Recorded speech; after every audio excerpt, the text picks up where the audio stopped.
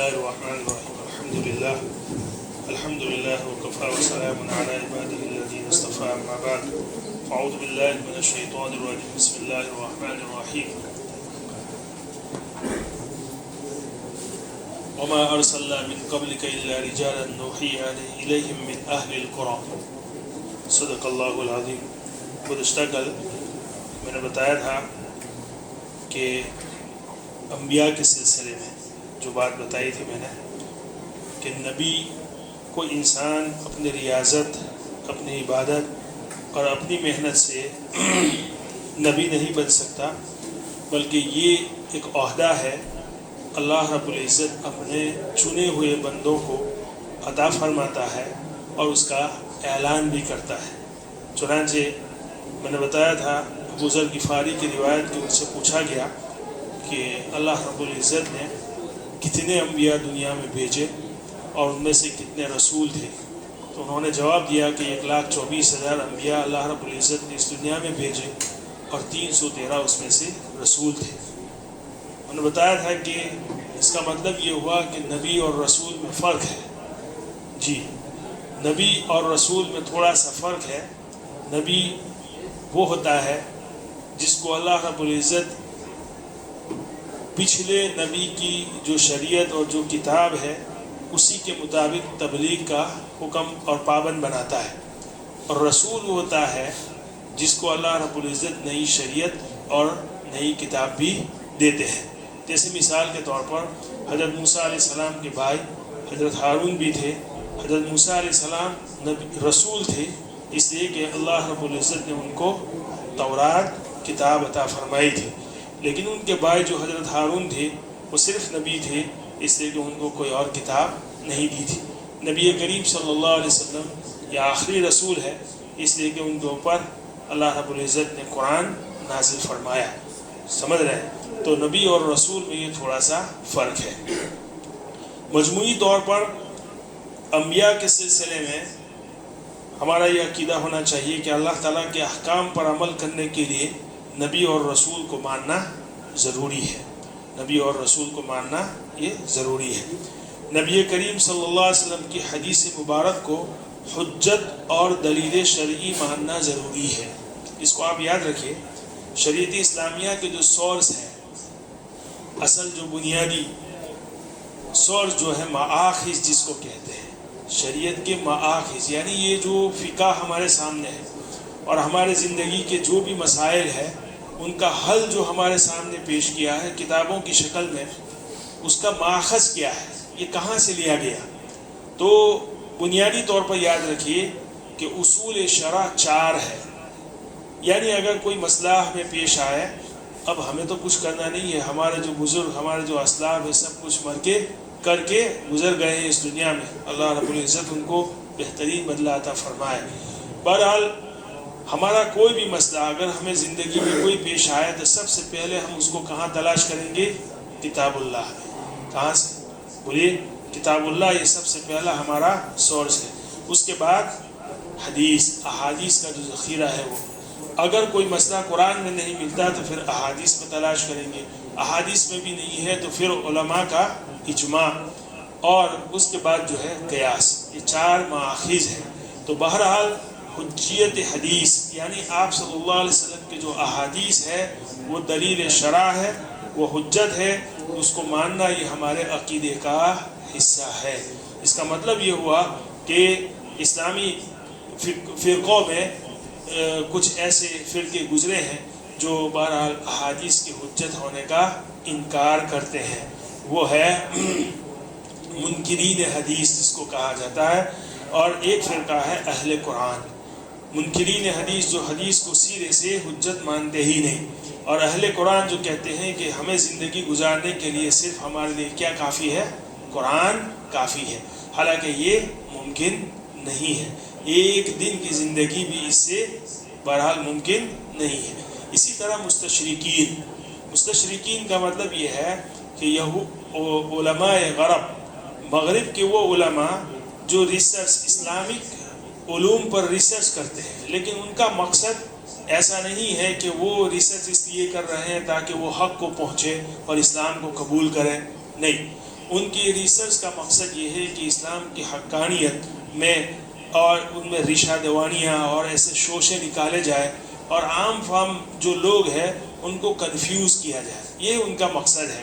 مستشرقین جو ہے حدیث کی حجیت پر بہت سوال کرتے ہیں، اسی لیے الحمدللہ ثم الحمدللہ احادیث کے باب میں ایک بہت بڑا کارنامہ جو ہے اسماء الرجال، فن اسماء الرجال، یہ بہت بڑا ایک کارنامہ ہے۔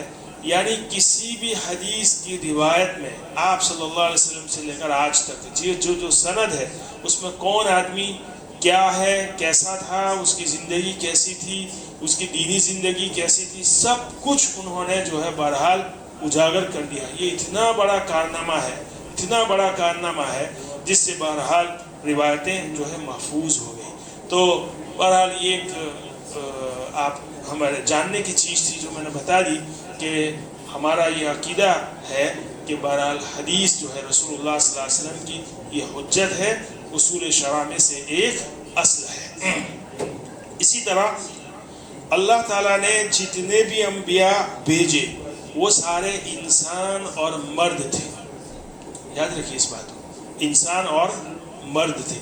جیسے میں نے ابھی قرآن کریم کی آیت پڑھی وَمَا أَرْسَلْنَا مِن قَبْلِكَ إِلَّا رِجَالًا نُوحِي إِلَيْهِمْ مِنْ أَهْلِ الْقُرَىٰ، کہ ہم نے آپ سے پہلے رسول جو بھیجے وہ مرد ہی تھے اور ہم نے ان پر وحی نازل کی اور وہ گاؤں کے دیہات کے رہنے والے تھے، من اہل القرى۔ اس سے جو ہے اشارہ ملتا ہے کہ اللہ تعالیٰ نے 1,24,000 جو انبیاء بھیجے وہ سب کے سب مرد تھے، کسی عورت کو نبی بنا کر اللہ نے اس دنیا میں نہیں بھیجا۔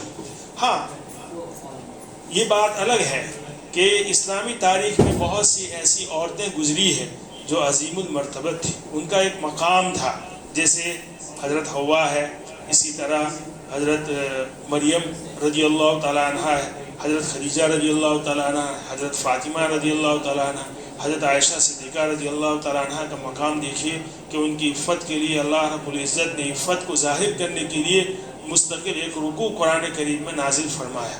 تو یہ بات الگ ہے کہ ان کا ایک مقام، ان کا ایک اسٹیٹس تھا، لیکن اللہ نے کسی عورت کو نبی بنا کر دنیا میں نہیں بھیجا۔ البتہ اسلامی تاریخ میں یہ بات ملتی ہے، بہت سے مفسرین نے اس بات کا دعویٰ کیا ہے کہ کچھ عورتیں بھی نبی بنائی گئی تھی، جیسے اس میں ابن حزم ظاہری ہے، یہ اندلس کے رہنے والے تھے، یہ فقہ کے بہت بڑے امام ہیں ابن حزم۔ انہوں نے یہ دعویٰ کیا ہے کہ نبوت جو ہے عورتوں میں بھی چلی ہے، چنانچہ انہوں نے 5 عورتوں کا دعویٰ کیا، حضرت حوا رضی اللہ تعالیٰ عنہ، فرعون کی بیوی حضرت آسیہ، اسی طرح حضرت مریم اور حضرت ابراہیم علیہ السلام کی دونوں بیویاں حضرت حاجرہ اور حضرت سارہ، ان کے بارے میں یہ دعویٰ کیا ہے کہ ان کو نبوت ملی تھی۔ بار بار یہ ایک آرگیو ہے، لیکن میں آپ کو صرف بتا رہا ہوں کہ ہمارا عقیدہ کیا ہونا چاہیے۔ اسلامی تاریخ میں ایسی بھی بات آپ کو کہیں پڑھنے کو مل جائے تو آپ کو یاد آ جائے کہ دیکھیے یہ ان کی ایک دلیل بھی ہے۔ وہ کہتے ہیں کہ دیکھیے اسلامی تاریخ میں کچھ عورتیں ایسی ہیں جن سے اللہ رب العزت نے فرشتوں کے ذریعے خطاب کیا ہے، چنانچہ حضرت مریم حضرت عیسیٰ علیہ السلام کی پیدائش سے پہلے جبرائیل امین ان کے پاس گئے تھے اور انہوں نے ان سے مکالمہ کیا تھا، لیکن یہ ایک الگ آرگیو ہے، اس کا جواب دے دیا گیا ہے۔ اصل جو بنیادی چیز ہے وہ یاد رکھیے، قرآن کریم کی آیت وَمَا أَرْسَلْنَا مِن قَبْلِكَ إِلَّا رِجَالًا نُوحِي إِلَيْهِم مِّنْ أَهْلِ الْقُرَىٰ۔ اللہ رب العزت صاف فرماتے ہیں کہ جو بھی نبوت کا سلسلہ چلا ہے وہ مرد ہی تھے۔ دوسری بات کہ دیکھیے نبوت کا جب تمغہ دیا جاتا ہے، جب نبی کسی کو بنایا جاتا ہے تو ایسا نہیں کہ ایک سمبولک ایک مقام اور مرتبہ ہے، بلکہ اس پر کام بھی کرنا پڑتا ہے۔ نبوت کی جو اصل ذمہ داریاں ہیں ان میں بڑی بڑی ذمہ داریوں میں سب سے بڑی ذمہ داری یہ ہے کہ دعوت دینی ہے، سمجھ رہے ہیں؟ تو سب سے پہلے ایک دعوت ہے، پھر جہاد ہے، اور اسی طرح امت کی رہنمائی کرنا اور دیگر مسائل میں امت کو لے کر چلنا۔ تو یہ جو کام ہے بڑے بڑے، یہ عورتوں کے لیے موضوع نہیں ہے، اس کے لیے مرد ہی موضوع ہے۔ بہرحال ہمارا عقیدہ یہ ہونا چاہیے کہ نبوت صرف مردوں میں چلی ہے، عورتوں میں نہیں۔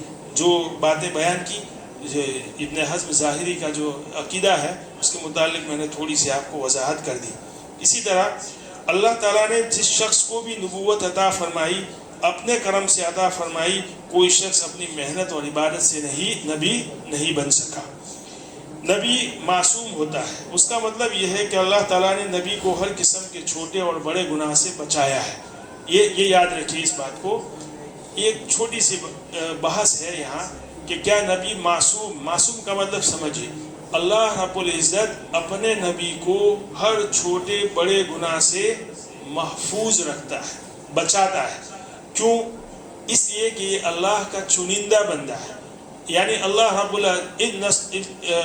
رب العزت فرشتوں اور انسانوں میں سے کچھ لوگوں کو چنتا ہے رسالت اور نبوت کے لیے. تو یہ اللہ تعالیٰ ایسے برگزیدہ بندوں کو چنتا ہے اور ان کو محفوظ بھی فرماتا ہے. اور یاد رکھیے اس بات کو کہ انسان جو کچھ اللہ کی مرضی کے خلاف کام کرتا ہے, گناہ کا کام, یہ اللہ کی مرضی کے خلاف کام ہے. اس میں جو ہے نفس اور شیطان کا بڑا دخل ہوتا ہے. جبکہ انبیاء کے سلسلے میں یہ ہے قرآن کریم کا دعویٰ کہ انبیاء شیاطین کا جو اثر ہے وہ عام انسانوں پر چل سکتا ہے, لیکن اللہ رب العزت جو ہے انبیاء کو شیاطین کے چالوں سے بچاتے ہیں. سمجھ, قرآن کریم کی آیت ہے کہ اللہ رب العزت جو انبیاء کو شیاطین کے اثرات سے کیا رکھتے ہیں, محفوظ رکھتے ہیں.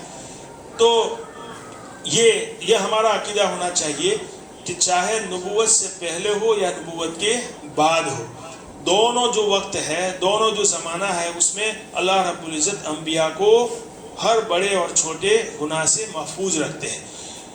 یہاں ایک چھوٹی سی بحث میں نے جو ابھی بتایا کہ ہمارا عقیدہ اہل السنہ والجماعت کا جو ہے, یعنی اشعریہ اور ماتریدیہ جو ہے, اس بات کے قائل ہے کہ نبوت تو پیدائشی طور پر کسی کو نبی نہیں بنایا جاتا. نبی کریم صلی اللہ علیہ وسلم کو نبی بنایا کب؟ 40 سال کے بعد. تو 40 سال کی جو زندگی ہے نبوت سے پہلے کی, ہمارا عقیدہ یہ ہے کہ اس میں بھی اللہ ان کو ہر چھوٹے بڑے گناہ سے محفوظ رکھتے ہیں, اور نبوت کے بعد سے لے کر موت تک بھی اللہ تعالیٰ ان کو محفوظ رکھتے ہیں. البتہ کچھ علماء جو ہے متکلمین جیسے امام رازی وغیرہ, وہ یہ کہتے ہیں کہ نبوت سے پہلے چھوٹے چھوٹے گناہ یعنی چھوٹی لغزشیں اللہ تعالیٰ اپنی حکمت کی وجہ سے انبیاء سے سرزد کرواتے ہیں. یعنی اس میں بھی پوزیٹیو پہلو کہ اللہ کی ایک مصلحت ہوتی ہے تو ان سے نبوت سے پہلے چھوٹی لغزشیں صادر ہو سکتی ہے اور ہوتی ہے. انہوں نے جو ہے اس کے شواہد بھی دیے ہیں, لیکن ہمارے علماء اس کی تعویل کرتے ہیں. بہرحال ہمارا جو ہے عقیدہ یہ ہونا چاہیے کہ چاہے نبوت سے پہلے ہو یا نبوت کے بعد ہو, اللہ تعالیٰ ان کو ہر طرح کے گناہوں سے محفوظ رکھتے ہیں. اسی طرح نبی کی اطاعت کرنا امت پر فرض ہوتا ہے. اس پر جو ہے میں بات کروں گا. دیکھیے کسی وقت قرآن اور حدیث جو ہے, بہرحال اس کو ہم جب مانتے ہیں کہ نبی کی اطاعت کرنا, قرآن یہ ہمارا, جیسے قرآن کے متعلق ہمارا عقیدہ ہے کہ یہ ہمارا زندگی کا دستور العمل ہے, یہی ہمارا ہدایت نامہ ہے. اسی طرح احادیث بہرحال یہ ہماری اصل شرع ہے. بہت سی مرتبہ ہم مانتے تو ہے زبان سے, بہت سی مرتبہ ہمارا رویہ جو ہے عملی طور پر یہ درست نہیں ہوتا. کبھی کبھار ہمیں کوئی مسئلہ چاہیے, کسی مسئلے کا جواب چاہیے ہمیں, اور وہ جواب کیسا؟ اپنی مرضی کے مطابق. تو جب ہمیں کوئی مفتی دارالافتاء سے ہمیں کوئی مسئلے کا جواب ملتا ہے, وہ جواب اگر ہماری منشا کے خلاف ہوتا ہے تو ہم کیا کرتے ہیں؟ کوشش یہ کرتے ہیں کہیں سے ہماری منشا کے مطابق جواب مل جائے. دیکھیے ایک مسئلے کا مختلف جواب تلاش کرنا اگر تحقیق کی نیت سے ہو تو کوئی بات نہیں, لیکن بہت سے ایسے مسائل ہیں, مثال کے طور پر وراثت کے مسائل میں بہت سے لوگ جو ہے پوری زندگی وہ مسئلہ پوچھتے ہیں.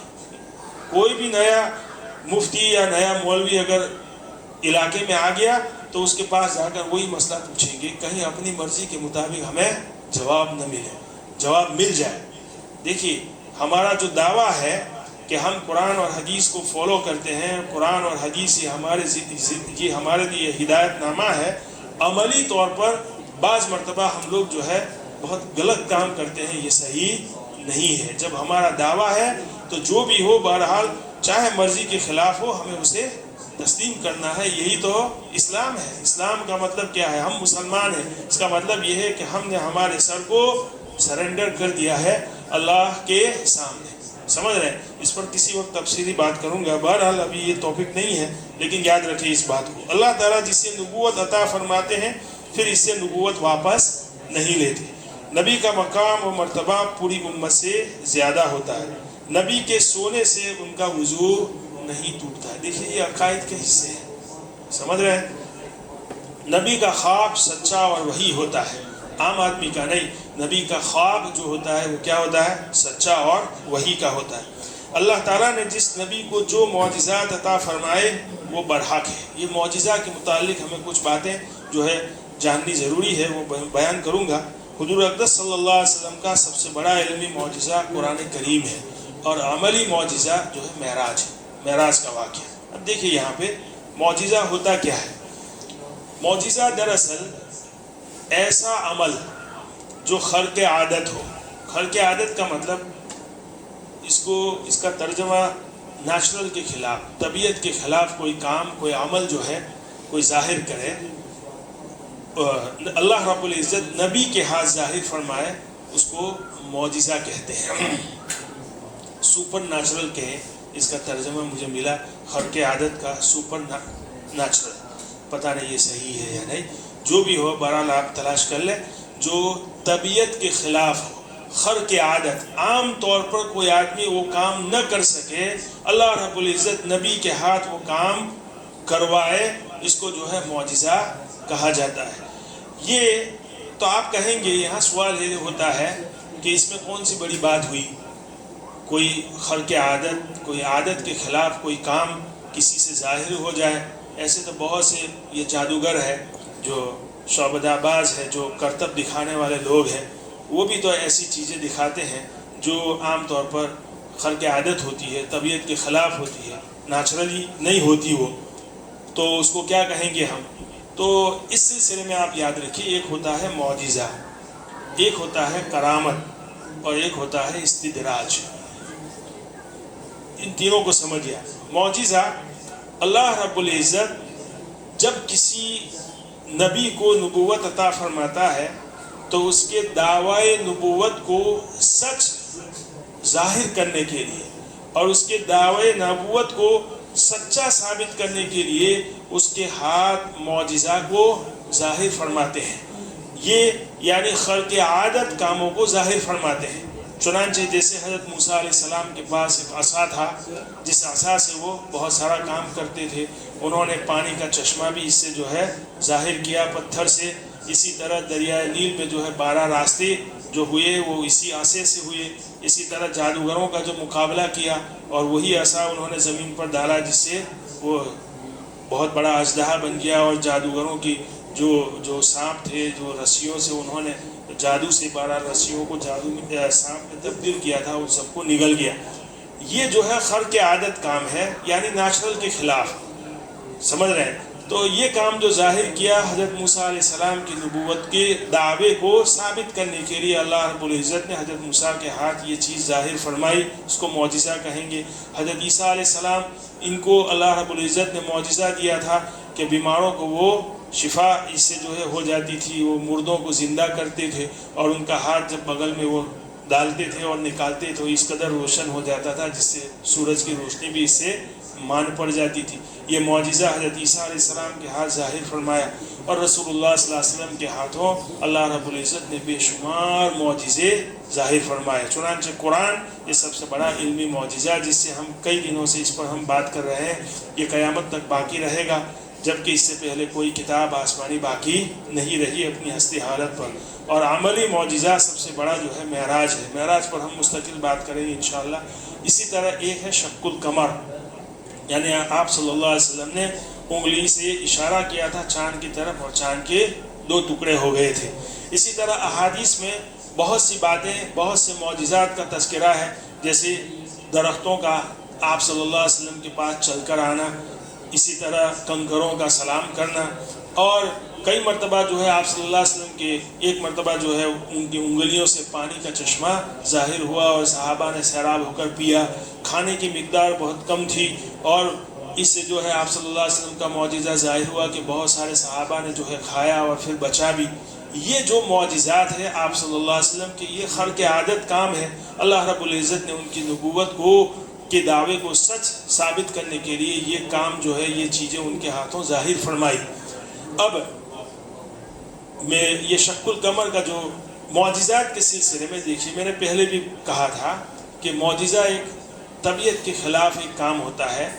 تو بہت سے لوگ جو ہے اس کے منکر ہے. مثال کے طور پر منکرین حدیث جو ہے، جو حدیث کا سیرے سے انکار کرتے ہیں، وہ معجزات کو نہیں مانتے، اس لیے کہ بہت سے معجزات جو ہے قرآن سب کے سب قرآن سے ثابت نہیں، بہت سے معجزات کا تذکرہ جو ہے احادیث میں ہے، تو وہ لوگ اس کو مانتے نہیں. اسی طرح مشرکین مکہ انہوں نے بھی اس کا انکار کر دیا، یہود اور نصارہ جو ہے انہوں نے بھی اس کا انکار کر دیا، اور آج کل کے جو ایتھیسٹ ہیں، ملحدین، جو ہر چیز کو عقل کی ترازو میں تولتے ہیں، وہ بھی اس کا انکار کرتے ہیں.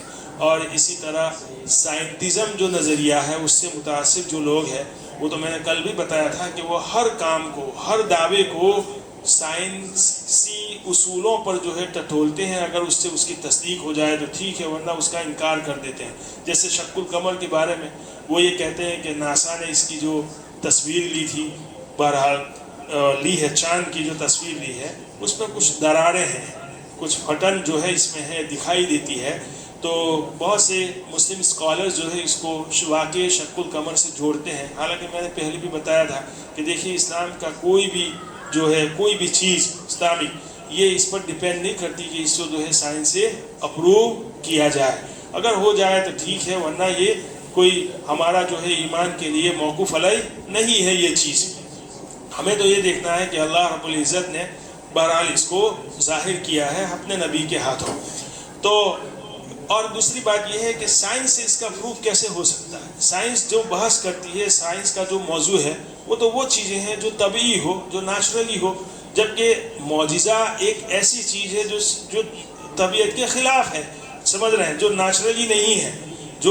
تو پھر اس کا پروف جو ہے کیسے ہو سکتا ہے سائنسی اصولوں کے مطابق. تو یہ بات بہرحال جو ہے بالکل کم عقلی کی ہے کہ جو ہے معجزات کی حقانیت کو جو ہے سائنسی اصولوں پر جو ہے تولا جائے. دوسری بات کہ شق القمر کا جو واقعہ ہے وہ صرف عربوں نے ہی نہیں دیکھا. یاد رکھیے، مشرکین مکہ نے اس کا مطالبہ کیا تھا، تو ایسا نہیں ہے کہ صرف جو ہے عربوں نے اس کو دیکھا ہو، بلکہ یہ ابن کثیر نے البدایہ والنہایہ میں یہ بات لکھی ہوئی ہے کہ ہندوستان کا ایک راجا تھا کیرلا میں، جس کا نام جو ہے شریمان پرکاش چکرورتی، یا ایک راجہ مہادیو، جو کیرلا میں کسی علاقے میں جو ہے اس کی بہرحال سلطنت تھی. اس نے جو ہے چاند کے 2 ٹکڑے دیکھے تھے، اور اس نے عرب تاجروں سے اس کی تحقیق کی، اور اس کو پتہ چلا کہ عرب میں جو ہے ایک نبی ہے اور اس کا یہ بہرحال معجزہ ہے. تو چنانچہ اس نے مکہ کا سفر کیا تھا، اور اس نے جو اس کے بارے میں یہ بھی لکھا ہے کہ یہ مسلمان بھی ہو چکا تھا اور پھر مکہ سے واپس آیا. اور چیرامن جامع مسجد جو ہے کیرلا میں ایک جگہ ہے، ایک جامع مسجد ہے، سب سے قدیم مسجد، وہاں پہ اس کی قبر ہے. اور وہ یہ بات مشہور ہے کہ وہی بادشاہ ہے، وہی راجہ ہے جس نے شق القمر کے واقعے کو اپنی آنکھوں سے دیکھا تھا، اور اس نے مکے کا سفر بھی کیا تھا. بہرحال یہ تو ایک واقعہ ہے جس سے اس کی تائید ہوتی ہے، ورنہ اس کے حق یا باطل ہونے پر جو ہے بہرحال شق القمر کے ثبوت کا جو ہے ڈیپینڈ نہیں ہے. یہ یاد رکھیے اس بات کو. بہرحال یہاں پہ ہم جو ہے بات آج ختم کرتے ہیں. انشاءاللہ آئندہ کل استدراج اور کرامت کے سلسلے میں بات کریں گے. تو معجزہ یہ خرق عادت کام ہے جو اللہ رب العزت انبیاء کے ہاتھ ان کے دعوی نبوت کو صحیح ثابت کرنے کے لیے ظاہر فرماتے ہیں. وآخر دعوانا الحمدللہ.